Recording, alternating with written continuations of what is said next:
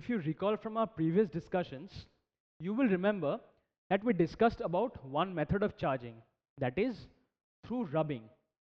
We saw that when two bodies are rubbed against one another, charges are developed. For example, in the case when balloon was rubbed with hair, or when a glass rod was rubbed against a silk cloth, or even when ebonite rod was rubbed against fur. In all these cases, due to rubbing, charges were developed. Now, do you think there is any other way of making a body charged? Let us see.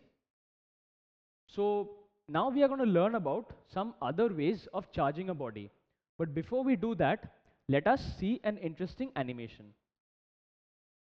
In this animation, you will find that when light is being shown on the flies are getting attracted to the light.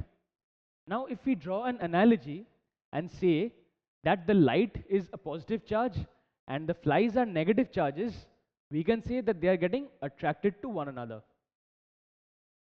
Similarly, over here, an insect repellent is being sprayed on the flies and they are moving away.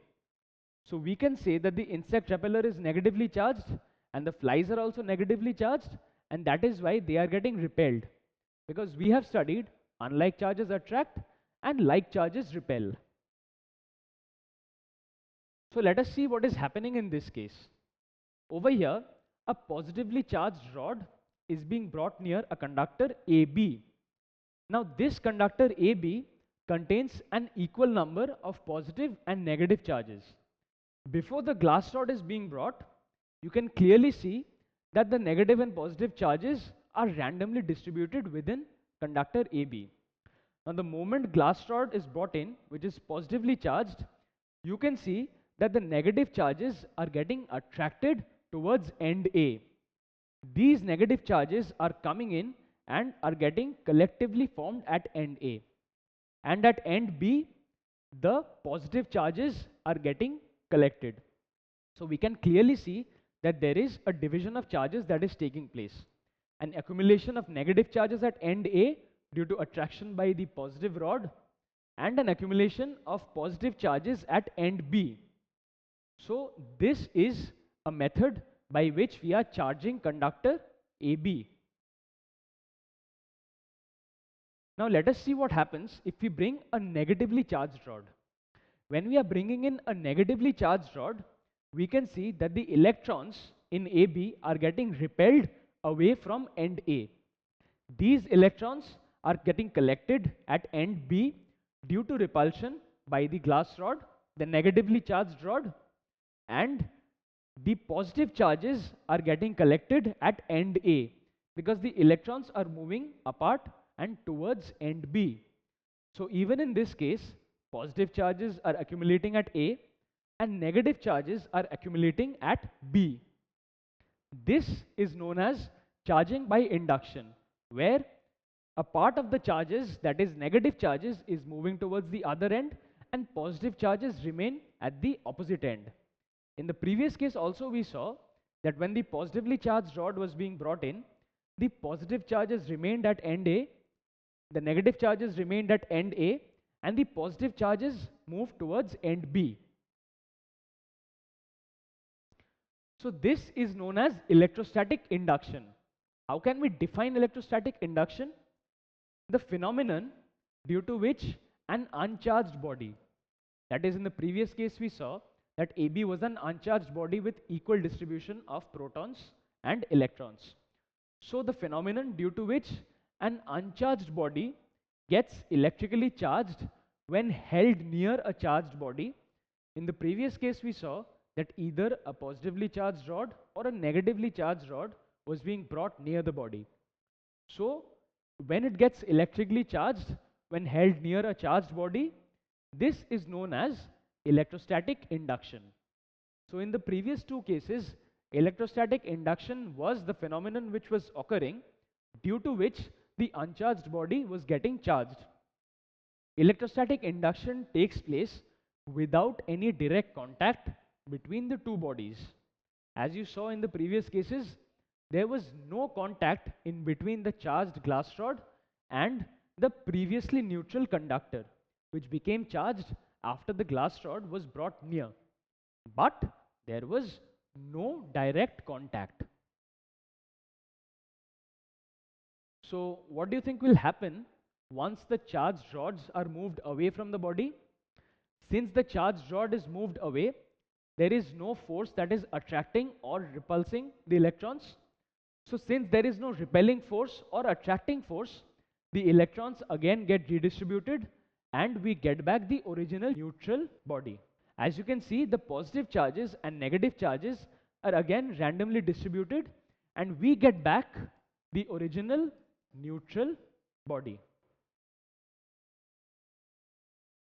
So now we are going to demonstrate how induction is taking place. Let us find out. So over here, I have a balloon and I have a woolen sweater. Now the charges on the woolen sweater have been shown. Now I take this balloon and I rub it against the woolen sweater, because if you recall, rubbing the balloon against a body will cause it to get charged. So I bring the balloon and I rub it against the woolen sweater. As you can see, the balloon is accepting electrons or negative charges from the sweater.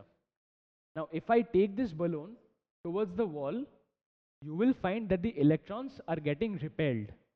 That is, this is taking place due to induction. If I charge the balloon with more electrons, that is, if it accepts more electrons from the sweater, and if I take it near the wall, you will notice that the electrons are getting further repelled due to induction. Now let us consider two balloons. Here we take two balloons. Now we charge one balloon by rubbing it on the sweater and we take it near the wall. As you can see, the electrons are getting repelled. Now we take the other balloon and charge it as well. Now both the balloons are charged. When I take the yellow balloon in front of the wall, again you can see that the electrons are getting repelled due to electrostatic induction. Now both these balloons have negative charges on them. So what do you think will happen if I let one balloon go and bring the other balloon near it? Obviously, there will be repulsion, as you can see in this case. So since both these balloons are negatively charged, there is repulsion in between the two balloons.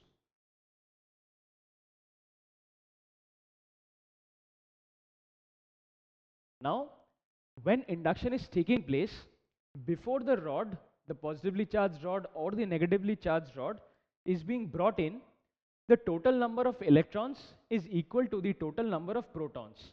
In other words, the total number of negative charges is equal to the total number of positive charges. And even after induction in the previously neutral body, the total number of electrons remains equal to the total number of protons. In other words, the total electric negative charges remains equal to the total positive charges. Why is this happening? Because when a body is being charged by induction, you will notice that it is only the electrons that are redistributing themselves within the body. That is, the electrons are only rearranging themselves inside the body. You will notice that the electrons are not leaving the parent body. So since the electrons are not leaving the parent body, but are simply redistributing themselves within the body, charging by induction ensures that the number of electrons and protons before induction and after induction remains the same.